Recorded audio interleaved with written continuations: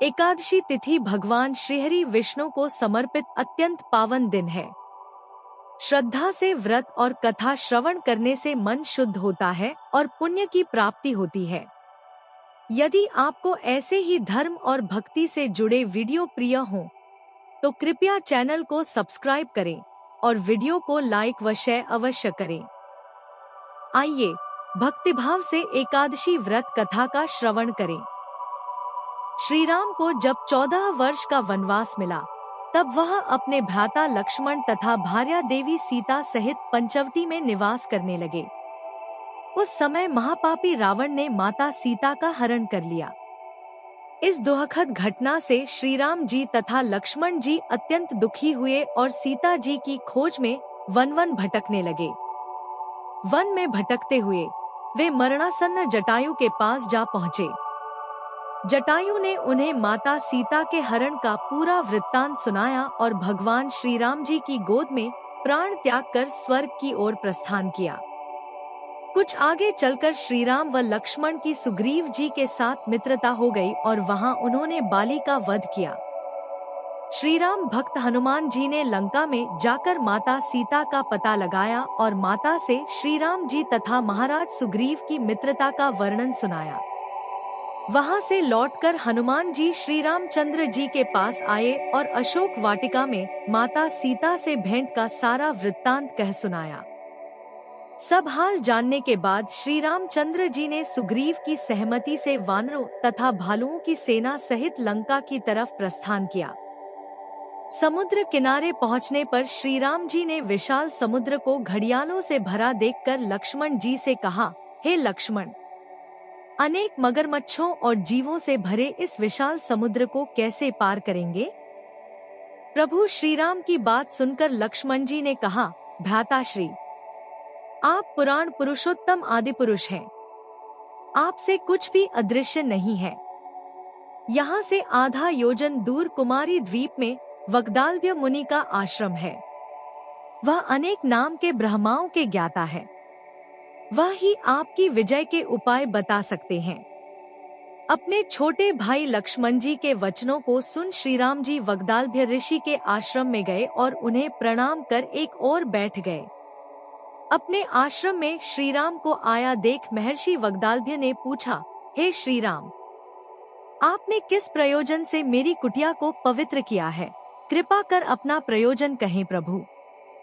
मुनि के मधुर वचनों को सुन श्री राम जी ने कहा, हे ऋषिवर, मैं सेना सहित यहाँ आया हूँ और राक्षसराज रावण को जीतने की इच्छा से लंका जा रहा हूँ। कृपा कर आप समुद्र को पार करने का कोई उपाय बताएं।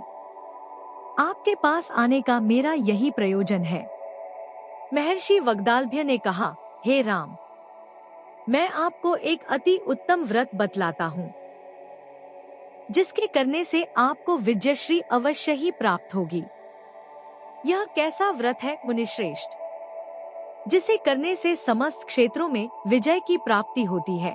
जिज्ञासु हो श्री राम ने पूछा।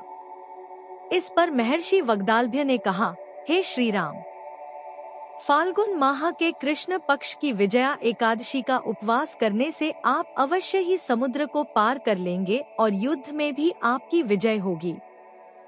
हे मर्यादा पुरुषोत्तम, इस उपवास के लिए दशमी के दिन स्वर्ण, चांदी, तांबे या मिट्टी का एक कलश बनाएं। उस कलश को जल से भरकर तथा उस पर पंच पल्लव रखकर उसे वेदिका पर स्थापित करें। उस कलश के नीचे सतंजा अर्थात मिले हुए 7 अनाज और ऊपर जौ रखें। उस पर भगवान विष्णु की स्वर्ण की प्रतिमा स्थापित करें। एकादशी के दिन स्नानादि से निवृत्त होकर धूप, दीप, नैवेद्य, नारियल आदि से भगवान श्रीहरि का पूजन करें।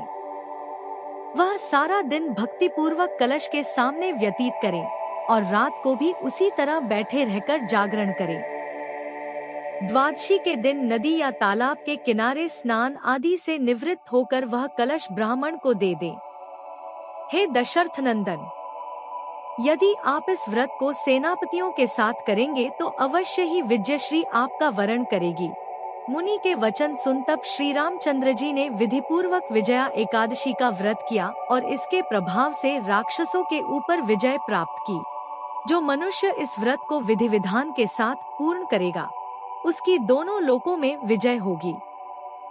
श्री ब्रह्मा जी ने नारद जी से कहा था, जो इस व्रत का महात्म्य श्रवण करता है या पढ़ता है, उसे वाजपेय यज्ञ के फल की प्राप्ति होती है। कथासार। भगवान विष्णु का किसी भी रूप में पूजन मानव मात्र की समस्त मनोकामनाएं पूर्ण करता है।